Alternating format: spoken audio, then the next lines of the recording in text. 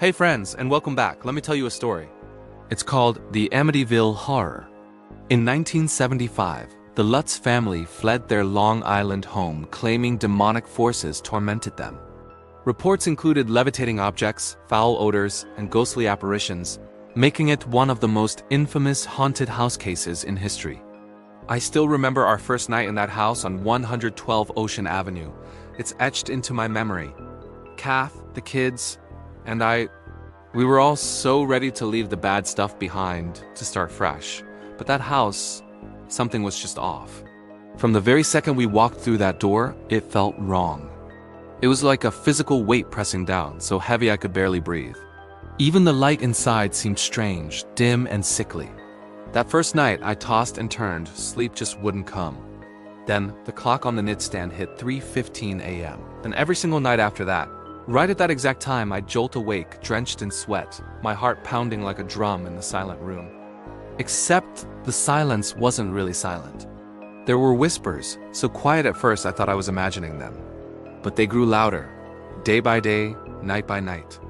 I'd lie there, staring into the oppressive dark, straining to make out the words, but I never could. I just knew I was being watched. That feeling never left. Now, we knew about the murders before we moved in. A year earlier, in 1974, a young man named Ronald DeFeo Jr. had murdered his entire family in that very house. His mother, his father, his brothers and sisters, all shot while they slept in their beds. It was a horrific, brutal crime. I'd read the newspaper articles, seen the gruesome details. But we were desperate for a place to live, a home for our family, and we thought, foolishly, that we could handle it. That it was just a house. The first few days were deceptively calm. The house seemed quiet, almost normal. But then the smell started. A sick, sweet, rotten smell, like something had died and was decaying right under the floorboards. I tried to rationalize it, telling myself it was just a dead animal, a rat or a squirrel. But this was more than just a bad smell. It felt present. It felt like something was there, producing it, and then came the slime. A gross, greenish-black substance started oozing out of the walls, seeping from under the stairs, appearing from nowhere. We'd clean it up, scrubbing until our hands were raw, but it always came back, sometimes in the same spot, sometimes in a new one.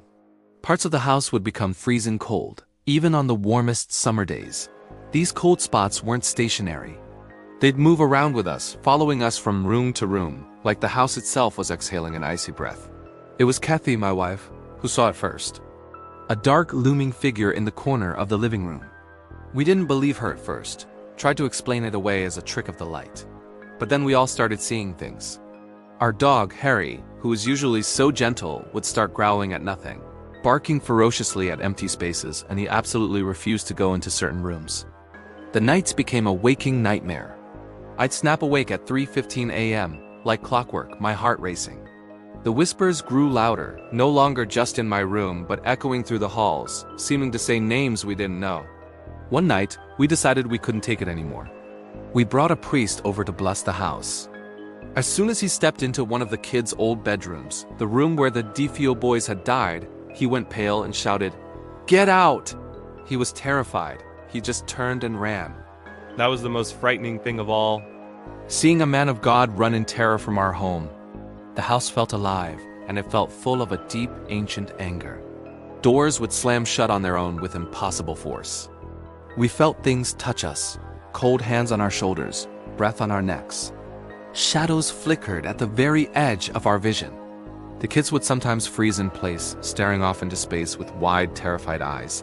As if they were seeing something we couldn't. They'd start whispering strange things. Secrets we didn't want to know. Things they couldn't have known.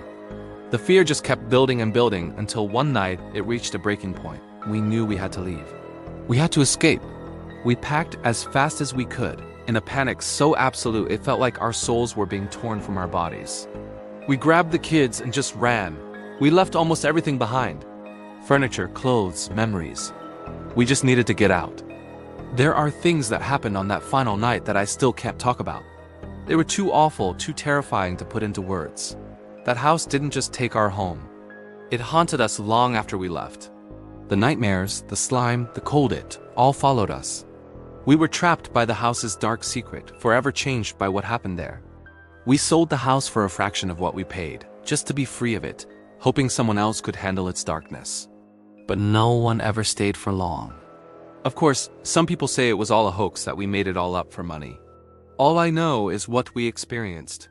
Thanks for listening to my story tonight. If you enjoyed it, please hit that like button and subscribe for more tales from the dark. Sleep tight.